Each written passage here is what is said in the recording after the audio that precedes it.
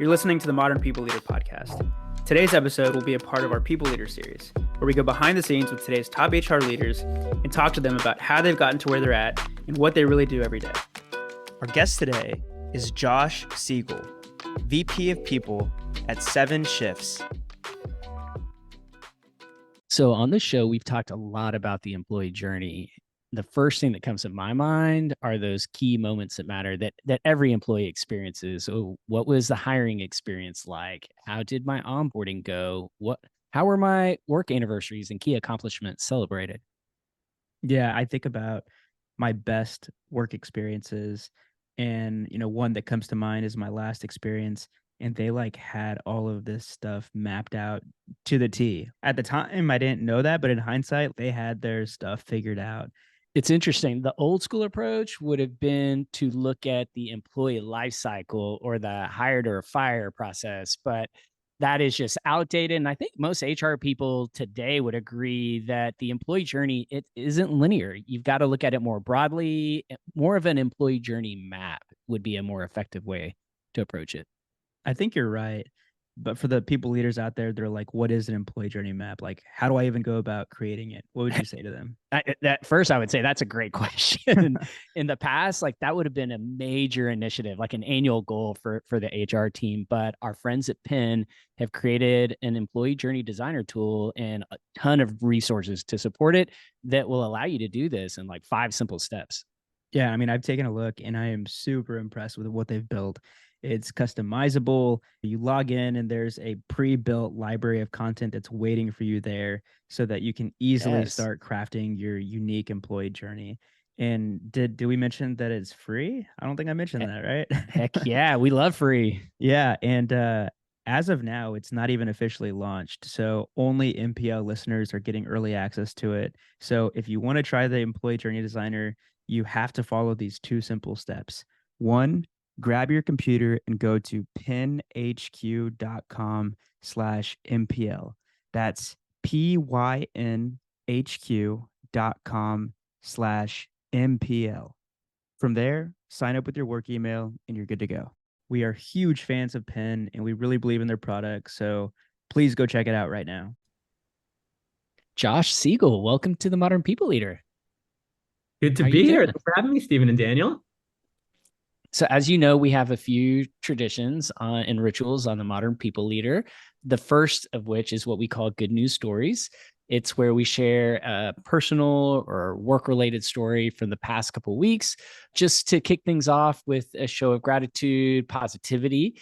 And we typically like our guests to go first. So we can back you up if you need a minute or two, but if you're ready. I'm good. I've got one that's top of mind. It's very pertinent. It was my day yesterday. I have to call out Tech Talent North here in Toronto. So I had the privilege of sharing this event, bringing hundreds of people and culture leaders in tech here in Toronto all together. And we had the opportunity for in-person connection, a day of learning. I even got to strap on my boxing gloves for an afternoon energizer with their group. It was just an absolute blast. That's what's up. That sounds amazing. And second thing, we don't know each other well, but I wasn't able, we typically do a prep call. I wasn't able to join the prep call with you, but I did read in your notes that one of your life joys is being a karate instructor. So I would not have wanted to be on the other side of those gloves that you put on. Nobody got hurt. It was just for fun. And we needed to stretch and get the blood flowing after a big day of learning. Cool. Good. That's good to hear. So I don't mind going next. My good news this week is we've got a Halloween party this weekend. This is the 4th year that we've had one. And in the past, my daughters were younger elementary school kids. So it was kid and family oriented. Last year, we kind of sensed an awkwardness at our party because the girls are getting bigger. They're in middle school now. Things that never used to matter now matter a whole heck of a lot. And so we're taking a different approach this year. We're still going to have, the girls are going to have their friends over, but we're going to have some adult fun. So we've invited our own friends. And so I'm looking forward to it. It's an interesting thing being a parent because you get so tied to these old traditions and then it's kind of sad. You let go of those. But in my view, you create new ones and you can be excited about the new ones as much as you were the old ones. So that's my good news. Steven, you got to tell us the costume you have planned, though. Oh, the costume. Well, that's still TBD, honestly. I won't even like lock that in quite yet because there's no ideas. Nail it down. There are a few ideas. We're doing a couple costume, and my daughter's costumes are locked down, and so they're going to be a witch and an angel, so kind of classic Halloween. But we're right now the front runner is Bob Ross and the little trees. So I would be Bob Ross. And my partner, my girlfriend, she would be the little tree in the background there. So that's what our current plan is. We're gonna have to see some photos. Yeah, for sure. So I'm going work related this week. So I feel like the Modern People Leader is starting to feel like a legit business. So we just formalized the business in January, making it an LLC. And this week I was looking at our first bookkeeping report from our accountant. We set up Asana, and we have like all the different functions set up in different like portfolios, and we have all these projects set up. And we're very, very close to closing our first quarterly sponsor. So just, I guess, reflecting on the first 3 quarters of the year, it feels like we've made a ton of progress. And yeah, it feels good. And I'm hoping we can keep it going. Like, we have good momentum right now. That's great news. Yeah, it's been an exciting year, that's for sure. And so, Josh, walk us through your story. Like, honestly, this is, in the beginning, was my favorite question. I've always called it our Brene Brown question. Like, what's your story? Tell us about you. What's your journey been like? You've done a lot of amazing things. Tell us a little bit about the journey that led to you becoming the VP of People at 7Shifts.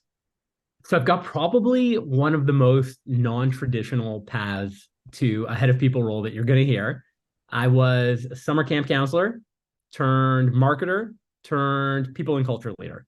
Before shifting into the world of tech, I actually had the most Canadian foundation possible to my career. So I worked in both the beer and the weather industries. I can't skate. So getting like hockey in there for the Canadian career hat trick wasn't possible, but I got as close as possible without playing in the NHL. The beauty for me, though, I really, truly believe that the non-traditional, non-linear background gives me a different, unique lens to approach this people and culture space, which hopefully will come out in this conversation that we have today.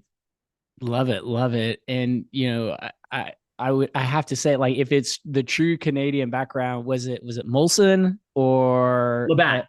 Molson was the enemy. We had to take them down. Even better. Well, tell us a little bit about 7Shifts. You're a Canadian company, and you've got a large market share, a large presence, but a lot of our audience probably haven't heard of you. So if you were explaining your business to a family member over like a Sunday roast dinner, how would you describe what 7Shifts does? We are focused 100% on the restaurant industry, and it's all about team management. So think about scheduling, task management, payroll, tips distribution, the type of things that are happening in the back end to make sure that restaurant teams are operating as effectively as they possibly can. When I think about the company itself and how I would describe working there, I'll try to make this as simple as possible. It's great humans solving really meaningful challenges for an industry that we all really, really, really love. I know it's your podcast, but can I throw a question out to you two? Please. Awesome. Can you tell me about the best dining experience you've ever had? Oh, wow. I've had a lot. I'm 47, so that's a lot of dining experiences. My one that just immediately came to mind was the first time I went to Nobu in Manhattan. Now there's Nobus everywhere, but back then there was like one Nobu, maybe two, maybe one in LA. And I'll never forget, like, I had never been at a restaurant at the level where like you got fancy appetizers that were just like given to you free. And so I just thought that was so cool, and it was an iconic name. And so that's one that jumps out at me. I love it. You know, Daniel? I can't think of one specific example, but what comes to mind is every time I spend time in Mexico, it feels like no matter where you go, it just feels like the service industry is taken like more seriously. There's some regard, like if you have a really good job as a waiter and they take their job so seriously. So anytime I'm with my wife and her family and we're in Mexico, it even extends to like their ranch. They have people that work there at the ranch. It's like the level of service is just like the best. But I can't think of one restaurant. Like I was sitting here trying to think of one restaurant. I couldn't think of one. But here's the beauty. It doesn't actually matter what the restaurant is. Both of you, as you were walking me through those memories, big smiles on your face. I could see how happy you were thinking about those experiences. And that's the magic of 7 Shifts. We're here to help unlock those moments across North America. Love it. And so why should Daniel and I be jealous that you get to work there? This is so easy. The cheesy answer would be, well, I get to work with great people, but the truth is there are great people everywhere. So I'll give you a different answer that's 7 Shifts specific. When I go and visit customers, I get to stuff my face with some of the best food and drink on the planet. So there's not many tech companies that can offer that as an answer. It's definitely hard to beat that. And I guess similar question to what you asked us, like what's the best food? Like what's some of the best food you've had from your customers? So I would say, like, I don't want to pick one customer. You know what? I have to pick one customer because I had one experience a couple of weeks ago that's so recent and so memorable. And I didn't even know they were a customer before I went. And I went to this beautiful little restaurant in Toronto called the Haifa Room, Middle Eastern cuisine. The food was spectacular. Cocktails were amazing. Some of the friendliest, most engaging staff I've ever got to interact with. And so we became friends with the bartender. We were just talking back and forth throughout the course of the night. He would throw us like a free drink periodically. I hope he doesn't get in trouble from his manager for that one. And at one point, I was like, I got to ask a crazy question. Do you use software for your staff scheduling here? He goes, of course we do. We use 7 Shifts. And I get the biggest smile on my face. And we start talking about how I work there. And he goes on a half-hour rant on how much he loves the software. He wouldn't recommend any other software in the space. He's like, I want to come work for you and sell your software. It was such a validating experience on what we're doing as an organization and the impact that we're having on restaurant staff. That's awesome. That is awesome.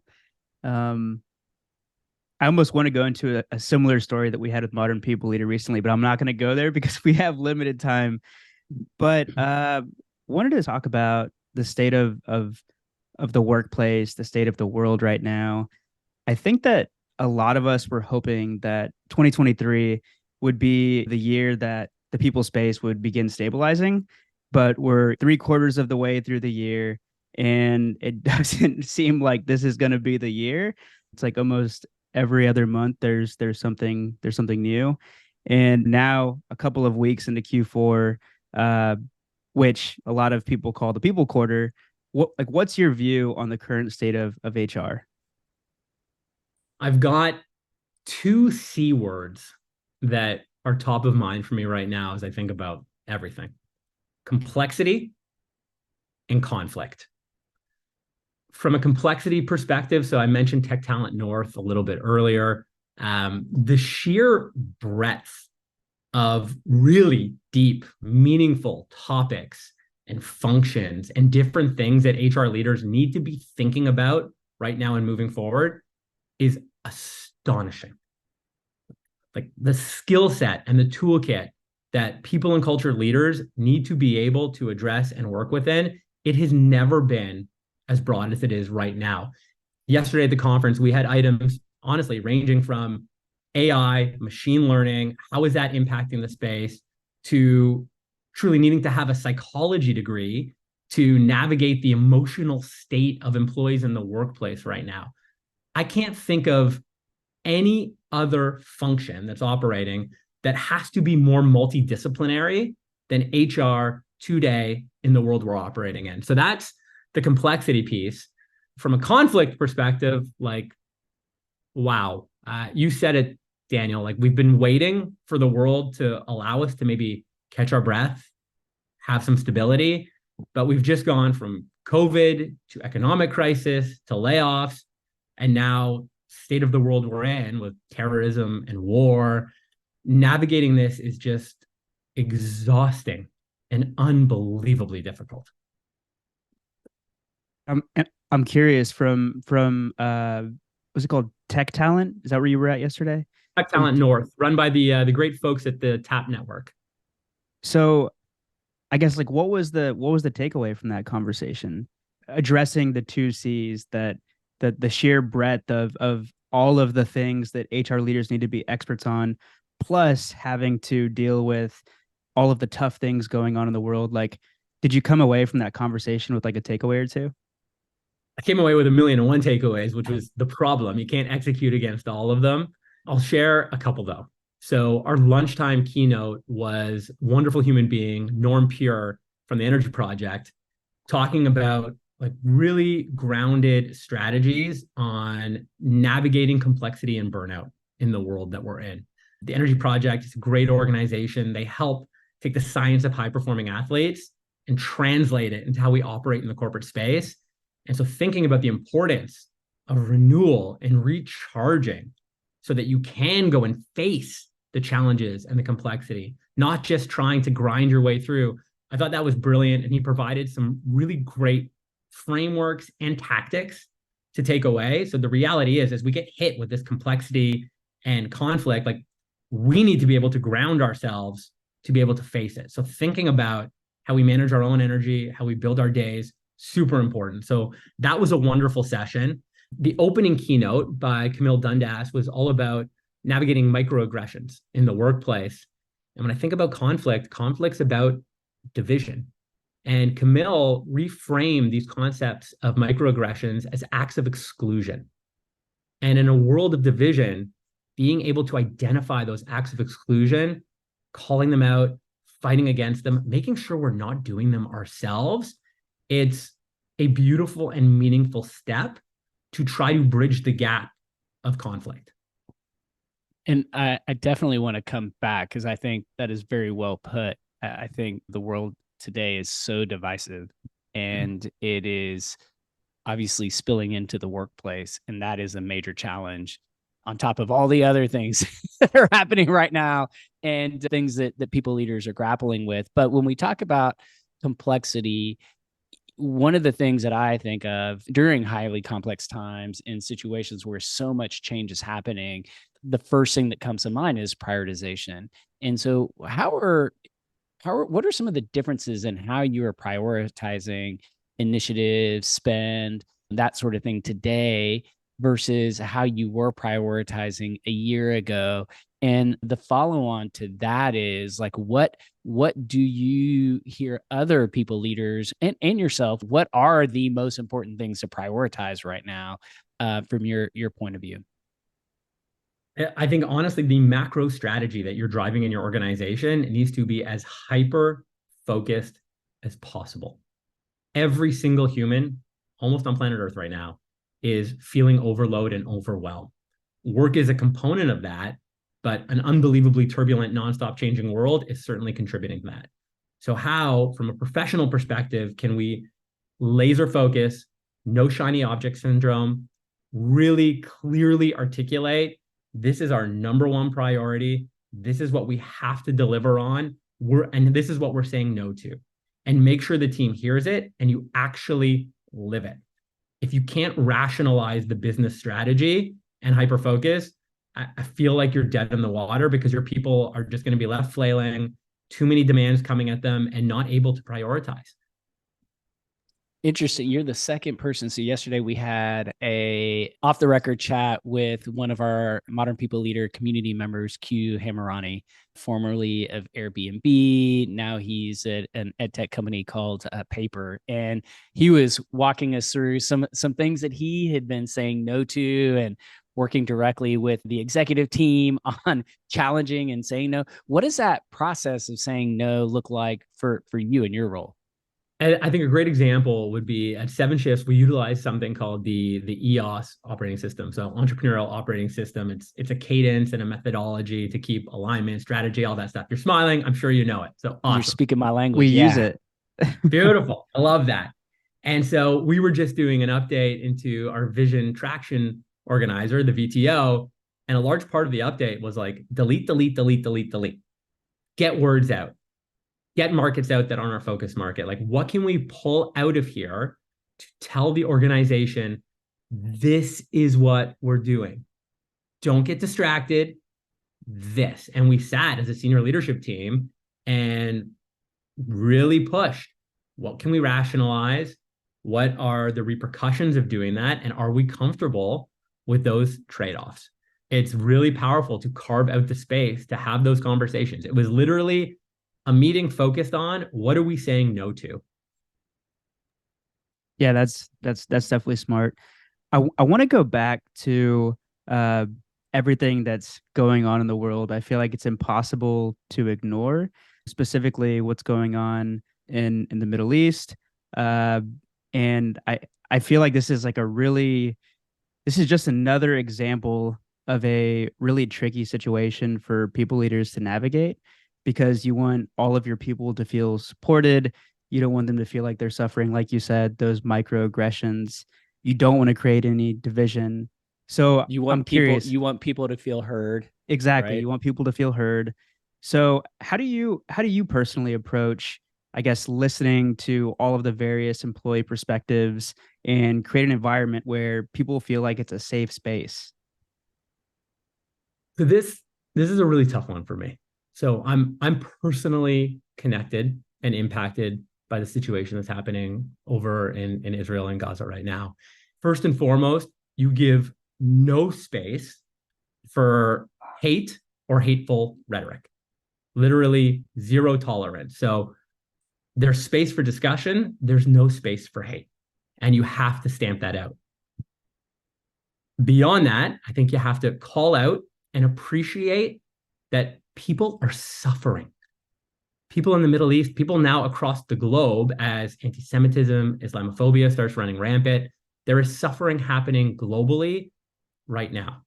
We need to know that both our Jewish and our Arabic employees are carrying massive emotional burdens on a day-to-day basis. So we as leaders, we have to call that out, and we have to try to give managers some tools to help them navigate this on a day-to-day basis. I don't have great answers. I can say the folks at Ross Signal Group, they're amazing thought leaders here out of Toronto. They put out a really thoughtful piece about managing and leading during a polycrisis.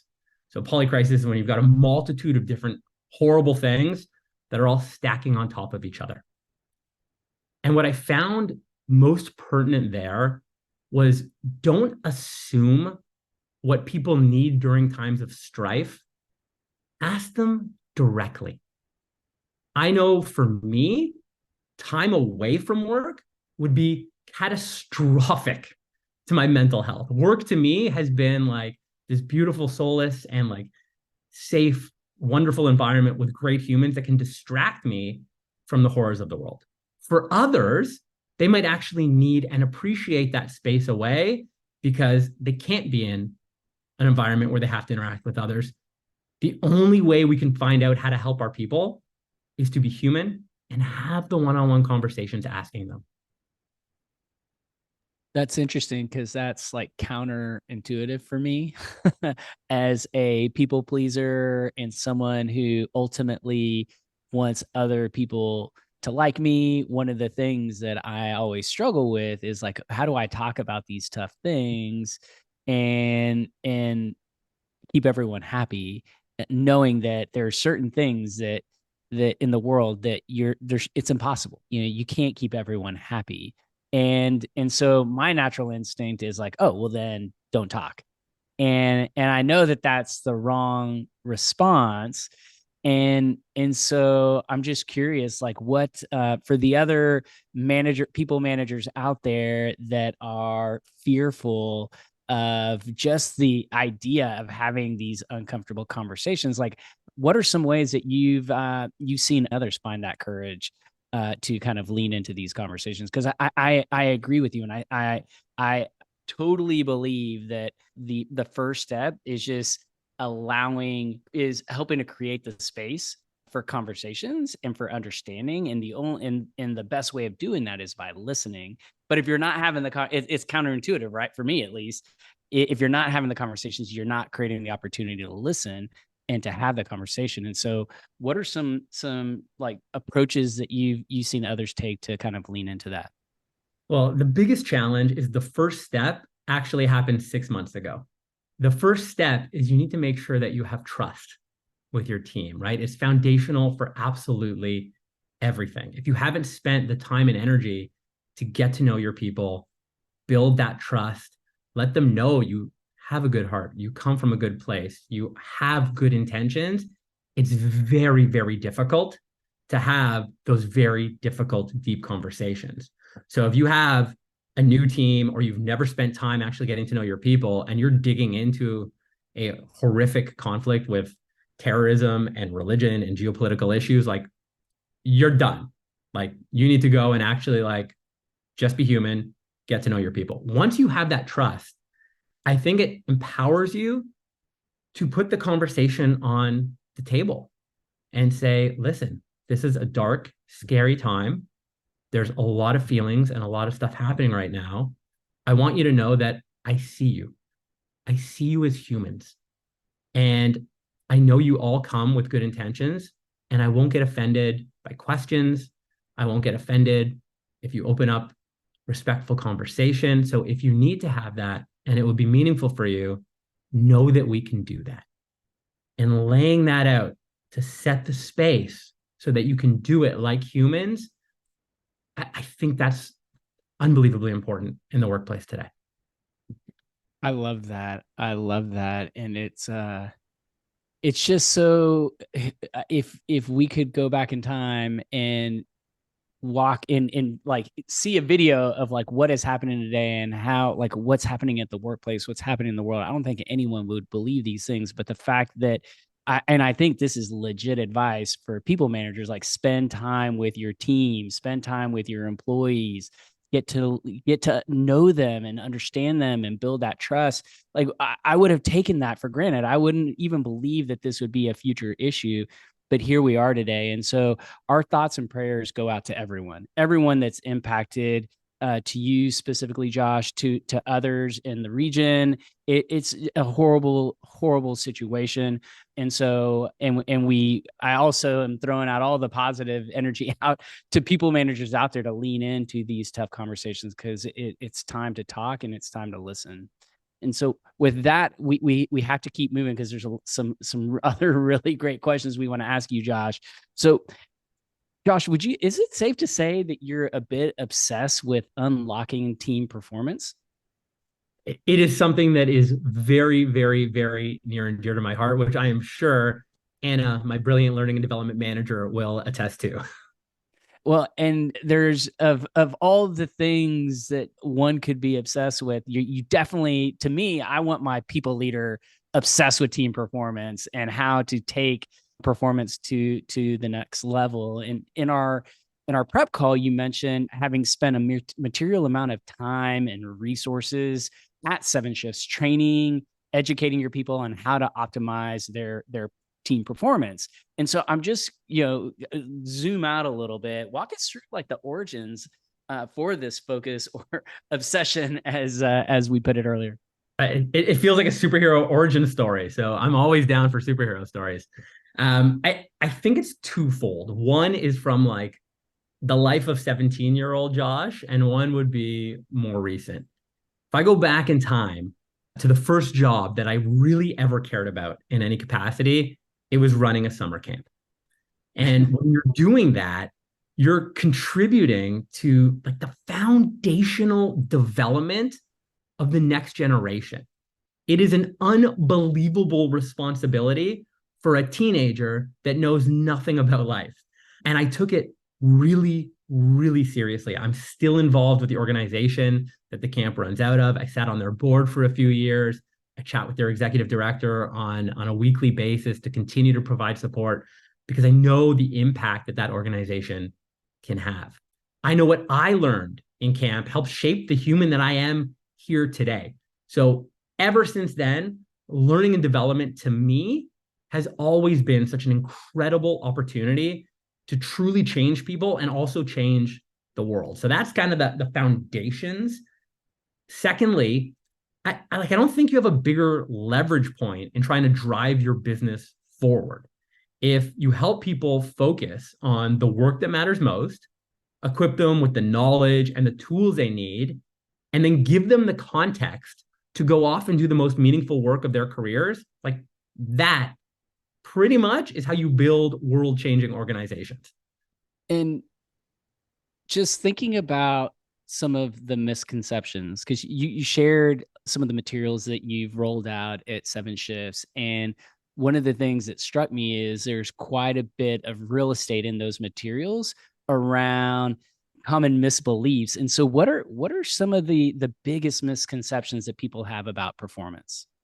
So I think the biggest one is you cannot leverage time as a resource to get more done. Like if there was a 25th hour in the day, we would have found it already. So asking your employees to just work more in service of your goals is not really a sustainable strategy to drive performance in your organization. Like we're already pushing the boundaries on how much time we can give you out of our week. I do feel like that hustle and grind mentality that existed a few years ago has really started to fade away. That may be a positive outcome of the pandemic. And that mentality wasn't actually grounded in practical reality or science. So I mentioned the Energy Project earlier, taking that science of high-performing athletes and applying it to the world of corporate life. So like the TLDR on their thesis is our energy, like everything, ebbs and flows. So we have something called an ultradian rhythm that means we can only drive 90 minutes of high performance.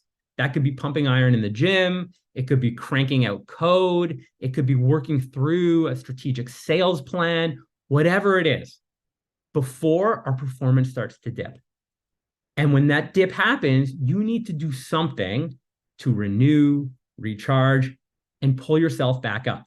So the organizations that are creating structures and practices that are forcing employees to do 10 hours of back-to-back-to-back meetings, all you're doing is guaranteeing that your employees are not operating at peak performance levels. How do we operate smarter? It's interesting. Since starting our own business and now not working in the corporate world for the first time, the schedule that I've set for myself is almost exactly what you're describing. I wake up at about like 7:30 or 8. I work from 8:30 to 10. I then will go on a walk or like take a break, go bother my wife in her office. I'll then get back to work for about 60 minutes, take another break, have lunch, and then in the afternoon I have about like 90 minutes of like heads down focus time. And before you know it, it's like 4:30 or 5, and I'm like, I need to go work out. I'll go to the gym, get like an hour of a workout in, come back home, maybe get like 45, 60 more minutes done. But my day's broken into sections where I know what I need to get done in different portions of the day, depending on like when I typically do those types of activities. And then in between, I have these rest times. And I know Steven has a similar approach because I see the walks coming in on my Apple Watch throughout the day. Dang it. Busted. No, that's the wrong mindset though, Steven. It's not busted. It's the right behaviors to keep you performing at the highest level. Nothing makes me happier than when I see our chief product officer, Riz, who's a beautiful human being, update his Slack status with a lightning bolt and it says renewal walk, recharging my energy. This is a senior executive showing the organization that pausing, doing something good for your body will allow you to come to that next meeting and be the best version of you. That's like that Apple Watch ding, that is accountability on doing the right things.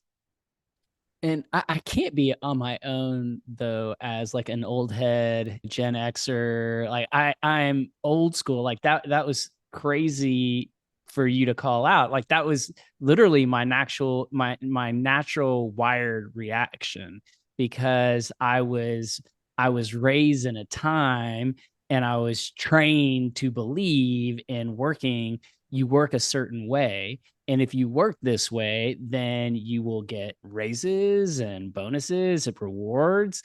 And so I have unwound that way of thinking. It took a lot. It You've was gotten a lot really, better. really hard. Yeah, I still have a lot of work to do, obviously, but I can't be on my own here. And so what has it been like rolling out these concepts to a company that I'm sure has a demographic that's very much like the world, right? All sorts of generations. So tell us a little bit about what adoption has looked like when you've rolled out these philosophies. Well, Stephen, you hit the nail on the head, right? We're battling against decades and decades and decades of bad practices around how we work. So we need to show leaders a new paradigm, a better way, and give them both the language and the accountability to deploy it, and then see that it works, right? And hold each other accountable to it. So bringing in an organization that can give you the simple frameworks, the language, some of the things to practice, having joint accountability with your team on like, here's a renewal ritual we're going to do either as a team or as an organization, and here's why. And here's the science behind it. Really simple example that we do at 7Shifts. We really, really, really encourage every employee to set up their Google Calendar for Google Speedy meetings. So instead of 30 minutes, it's 25. Instead of 60, it's 50. And no, do not creep into that extra time. That time is designed for you to stand up, to move your body, to go get a water, to hug your dog, to bug your wife, whatever it is you need to do to give yourself some energy to show up for the next meeting. And what are some of these other I guess, like you mentioned, we have decades of bad practices. One of the bad practices that you already mentioned is feeling like you need to work every minute of the day from 9 to 5. But I'm curious, like what are some of the other ones? Honestly, that's the crux of it. Like if you think about the world, everything's a rhythm. Your heartbeat, your pulse, the day-night cycle, the tide, like we listen to all of these rhythms, right? When something happens to our heart, we're like, oh, I should probably listen to that and change my behavior in some capacity. But for whatever reason, in the workforce, we've decided I don't listen to my ultradian rhythm. Have you ever had that moment where you're like reading a paragraph and you go over the same sentence like 4 times and you're like, oh, what's wrong with me? You go get a coffee or you try to power through. You're not listening to science. Your body is telling you, no, no, no, you are not performing where you need. You need to go renew, then come back and do this work. We just try to power through. It's a broken model. I have to confess that, there are kind of 2 phases to my entrepreneurial journey. I left the corporate world in 2011, and I guess I'm kind of in between right now, because I sold my company, my most recent company, in April of this year. And so that's like a decade of entrepreneurship and being the boss. And for the first half of that, I have subscribed to the old way of thinking, which is you got to work 10, 11, 12-hour days. Like I got to get through as much stuff in my to-do list as I possibly can. We need to be in the office and we need to work together. And I need to see people doing work to believe that work is getting done. That was like the first half of the last decade. The second half was embracing these new ways. And some of it was already happening at Workify, like pre-pandemic. And then with the pandemic, obviously that accelerated a lot of the change that was happening, or a lot of the challenging of these myths, these beliefs, these outdated ways of thinking. And for me, the most powerful, I guess, example that this new way actually works was asynchronous work. When I, through the collaboration with my employees at my company, unlocked the power of asynchronous work, that's when I was like, oh, wow, like this has the potential to be so much more effective and efficient and higher quality work than what we were doing. Like, I could see it in the day-to-day output of what the team was putting together. What are some of the other aha moments that you see other executives having when, they've had a chance to work this way, this different way that you're describing? I think if you take like the core of the philosophies and apply them to how you think about how you structure your day, your week, your month, it forces you to really take a hard look at your activities. So there's always this like FOMO around meetings, like, oh, I need to be there. Like, I need this update. Like, do you really? Or could you get that update async, save yourself that hour, spend 45 minutes of it doing really amazing, important, focused work, take a 15-minute renewal, and be a better human overall? Like, rationalizing, making those types of decisions. Can you delegate? Like, now that we have a ton of technology, like, are we leveraging AI to empower more junior employees to do more mission critical work? We heard a great story at Tech Talent North yesterday. I can't remember which consulting firm it was. I think it was McKinsey, but please don't quote me on that. They took almost all of their learnings, threw it into their own proprietary AI engine, and now the most junior consultants can pull really meaningful insights and action items from the history of McKinsey's knowledge. That couldn't have happened previously, but it's leveraging technology to allow senior leaders to delegate things they couldn't have delegated before. How do we do that more pervasively? We have to start these types of questions. And before we wrap up, I have one last question just on this work that you're doing around energy and team performance. If we're still at kind of the early days of some of these principles, what does the future look like? Like, is there a 301, like a next level up from here, or at least some of the things that you're sharing with us? What does the future look like? What do you think the next iteration of this kind of work looks like? It's interesting because if I had to actually look in a crystal ball and make a prediction, I think the iteration and the toolkit, as technology continues to evolve, it's the humanity that becomes the differentiator.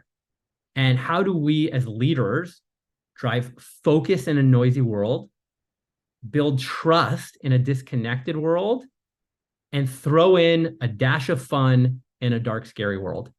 And if you can do that in a really human way, like, to me, that will unlock the next potential for your people. I love that. All right, so we only have you for 6 or 7 more minutes, so we're gonna have to move to rapid fire questions. So we ask the same set of questions to every guest, and we'll try to get through them as quickly as possible. So question 1: how do you define a modern people leader? What are the traits and characteristics? Yeah, so for me, as technology becomes more pervasive, the modern people leader becomes more human. Create connection, build trust, bring your team together in a world that is divided by technology and conflict and all that other stuff. Like Patrick Lencioni, 5 Dysfunctions, it's still pertinent for a reason. Trust is foundational to everything. All right, question 2: if you could go back in time and talk to a 22-year-old you, what career advice would you give yourself and why? I think just be you. Be as you can possibly be. I don't think I really felt fully comfortable in my own skin until my late 30s. And I think I probably could have done so much more and enjoyed the ride more if I leaned in harder to just being me. I love that. All right, last question. Is there anything that you believe to be true about the world of work, but you don't yet have the data to support? Last time somebody asked me to do a prediction like this, I said that COVID wouldn't change the world, and we were only like we were like 2 weeks into the pandemic, and I definitely ate crow on that one. But we'll try this again. I am absolutely not a return to office advocate. I love being at home with my dog, but, and this is a huge but, I do deeply believe that in-person interactions and the organizations who are super thoughtful in fostering those on a regular basis will build stronger, more effective cultures than those who go fully remote and don't think about how they connect their people like humans. It's a good one. Ooh, the debate rages on. Here we are. We're still not settled. And I don't disagree with anything that you shared. And so we have two final rituals before we wrap up the show. I believe the next question is actually how we got to you, and that is through nomination. And so if you were to choose one or two people that, absolutely their voices need to be heard, like we need to showcase the innovation that they're doing in our space, who would those individuals be? Who should we bring onto the show next? I was just with 300 amazing people and culture leaders. So you know what? I'm going to cheat. I'm going to give you three, and two of the three I've already mentioned in this podcast. So the first is one I did not mention. In a world as dark as this, we need shining lights. And I have not met many lights who shine brighter than Amanda Small, who is one of the most empathetic, big-hearted, big-brained HR leaders I've ever met. She's an awesome human. So that's one. We talked about the Raw Signal group. Melissa and Jonathan Nightingale are brilliant. They tap into the zeitgeist like no one else I've ever met, and they share back in the most pertinent ways possible. And then the last one, how do I not call out the team at the Energy Project? My boy Norm Pure there is a senior facilitator and literally one of the best of the best. You can't go wrong with him. Wow. Well, those three is better than one or two, and all sound amazing. So we would be honored to have them. Of course, we always reach out and invite the suggestions to our show. So we'll see if we can get them on, but we would be honored. And that gets us to our last ritual. And we call it one word or phrase close. So it can be a word or a few words. Each of us will respond in a way that, as we reflect on this great conversation we've had, just a meaningful way to wrap things up. I love it. Am I going first? Yeah, if you have something, I know Daniel is ready to come in hot. No, I'm good. I'm good. Just don't want to steal anyone's thunder. I'm gonna go human connection. We need it more now than ever before. I'm gonna say go ahead, Daniel. I'm gonna say be you. Love that. And I'm gonna go with get to know your people. It's like such simple advice, but it also seems like difficult. I don't know why, but I love that advice from the conversation earlier. And Josh, it's been an absolute blast. I know it was a little while to get you on the show, but we did it, and it's been a phenomenal conversation. So thank you so much for being vulnerable and sharing some tough thoughts on some serious topics. But we would love to have you back if you're interested in coming back to the MPL someday. Gentlemen, this was such a blast. I will do round 2 with you anytime you want. Maybe round 2 we can bring you and Joanna back for a group chat. Oh, yeah. Yeah. Our first Canadian group chat. That would be awesome. Yeah. That would be really awesome. I'll wear my plaid. Love it. Well, guys, this has been an amazing conversation. Looking forward to doing this again soon. Cheers, gents. All right. Have a great one. Take care. Bye. Thanks for tuning in to another episode of The Modern People Leader. We really, really appreciate it. And if you enjoyed the show, please leave us a 5-star rating. It would mean the world to us. And connect with us on LinkedIn. We wanna know what you think about the show. And you can find links to both of our profiles in the show notes. So thanks again for listening, and see you on the next episode.